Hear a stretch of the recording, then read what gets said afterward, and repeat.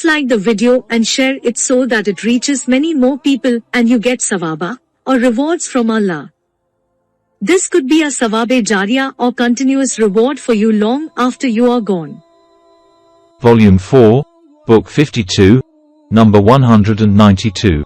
Narrated by Sa'al bin Sa'd, that he heard the Prophet on the day of the battle of Khaybar saying, I will give the flag to a person at whose hands Allah will grant victory. So, the companions of the Prophet got up, wishing eagerly to see to whom the flag will be given, and every one of them wished to be given the flag. But the Prophet asked for Ali. Someone informed him that he was suffering from eye trouble. So, he ordered him to bring Ali in front of him. Then the Prophet spat in his eyes and his eyes were cured immediately as if he had never any eye trouble. Ali said, We will fight with them, i.e. infidels, till they become like us, i.e. Muslims. The Prophet said, Be patient, till you face them and invite them to Islam and inform them of what Allah has enjoined upon them. By Allah, if a single person embraces Islam at your hands, i.e. through you, that will be better for you than the red camels. Volume 4, Book 52, number 193. Narrated by Anas. Whenever Allah's apostle attacked some people, he would never attack them till it was dawn. If he heard the adhan, i.e. call for prayer, he would delay the fight, and if he did not hear the adhan, he would attack them immediately after dawn. We reached Khaybar at night. Volume 4, Book 52, number 194. Narrated by Anas. Same as Hadith number 193 above. Volume 4, Book 52, number 195. Narrated by Anas. The Prophet set out for Khaybar and reached it at night.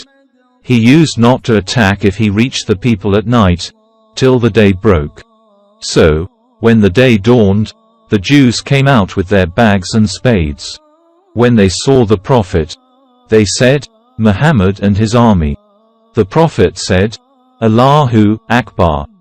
Allah is greater, and Khaybar is ruined, for whenever we approach a nation, i.e. enemy to fight, then it will be a miserable morning for those who have been warned. Volume 4, Book 52, number 196. Narrated by Abu Hurairah. Allah's apostle said, I have been ordered to fight with the people till they say, None has the right to be worshipped but Allah, and whoever says, None has the right to be worshipped but Allah, his life and property will be saved by me except for Islamic law, and his accounts will be with Allah, either to punish him or to forgive him. Volume 4, Book 52, number 197. Narrated by Ka'b bin Malik. Whenever Allah's apostle intended to lead a ghazwa, he would use an equivocation from which one would understand that he was going to a different destination. Volume 4, Book 52, number 198. Narrated by Ka'b bin Malik. Whenever Allah's apostle intended to carry out a ghazwa, he would use an equivocation to conceal his real destination till it was the Ghazwa of Tabuk, which Allah's apostle carried out in very hot weather. As he was going to face a very long journey through a wasteland and was to meet and attack a large number of enemies. So, he made the situation clear to the Muslims so that they might prepare themselves accordingly and get ready to conquer their enemy. The Prophet informed them of the destination he was heading for. Ka'b bin Malik used to say, Scarcely did Allah's apostle set out for a journey on a day other than Thursday. Volume 4, Book 52, number 199. Narrated by Ka'b bin Malik.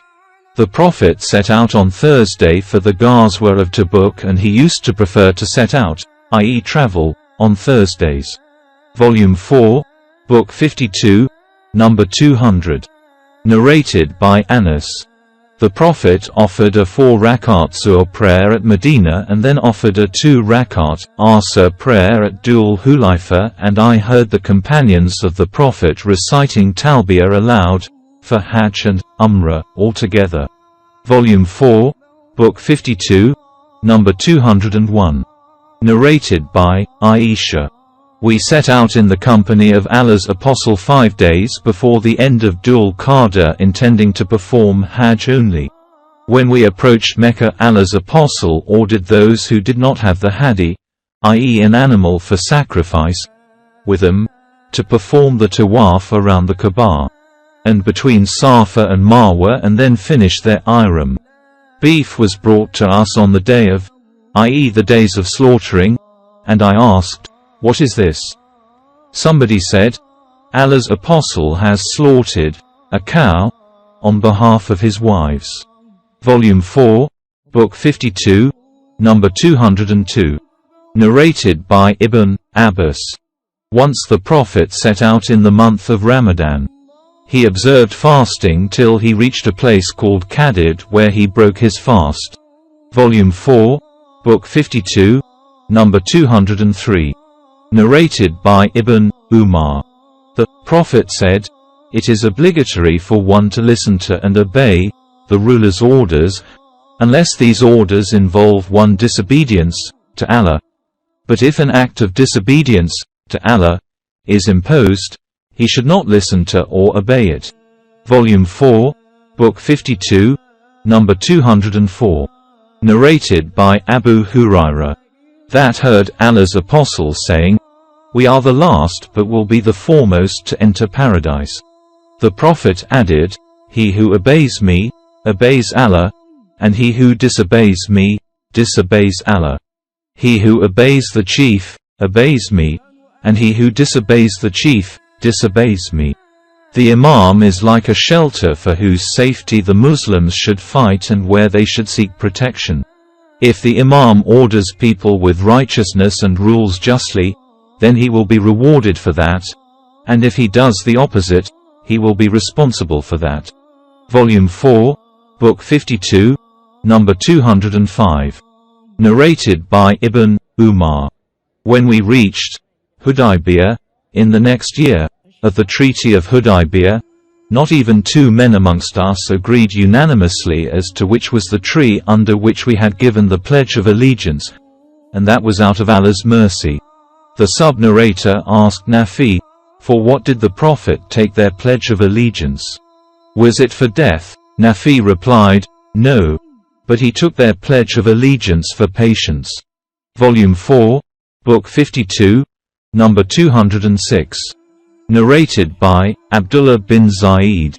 That in the time of the battle of Al-Harra a person came to him and said, "Ibn Hanzala is taking the pledge of allegiance from the people for death."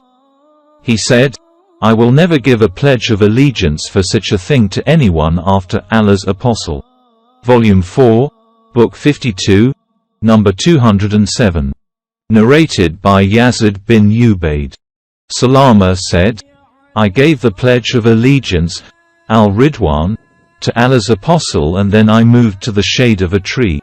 When the number of people around the Prophet diminished, he said, 'O Ibn al-Aqwa, will you not give to me the pledge of allegiance?' I replied, 'O Allah's Apostle, I have already given to you the pledge of allegiance.' He said, 'Do it again.'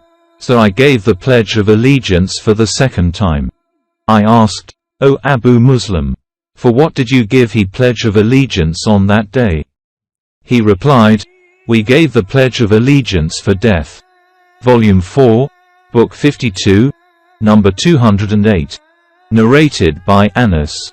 On the day of the battle of the trench, the Ansar were saying, 'We are those who have sworn allegiance to Muhammad for jihad, forever, as long as we live.' The Prophet replied to them, 'O Allah, there is no life except the life of the hereafter. So honor the Ansar and emigrants with your generosity.' And narrated Mujashi, "My brother and I came to the Prophet and I requested him to take the pledge of allegiance from us for migration. He said, 'Migration has passed away with its people.' I asked, 'For what will you take the pledge of allegiance from us then?' He said, 'I will take the pledge for Islam and Jihad.' Volume 4, Book 52, Number 209. Narrated by Abdullah. Today a man came to me and asked me a question which I did not know how to answer. He said, "Tell me, if a wealthy active man, well equipped with arms, goes out on military expeditions with our chiefs, and orders us to do such things as we cannot do, should we obey him?" I replied, "By Allah, I do not know what to reply you, except that we were in the company of the Prophet and he used to order us to do a thing once only till we finished it. And no doubt, everyone among you will remain in a good state as long as he obeys Allah. If one is in doubt as to the legality of something, he should ask somebody who would satisfy him. But soon will come a time when you will not find such a man by him, except whom none has the right to be worshipped. I see that the example of what has passed of this life, to what remains thereof, is like a pond whose fresh water has been used up and nothing remains but muddy water.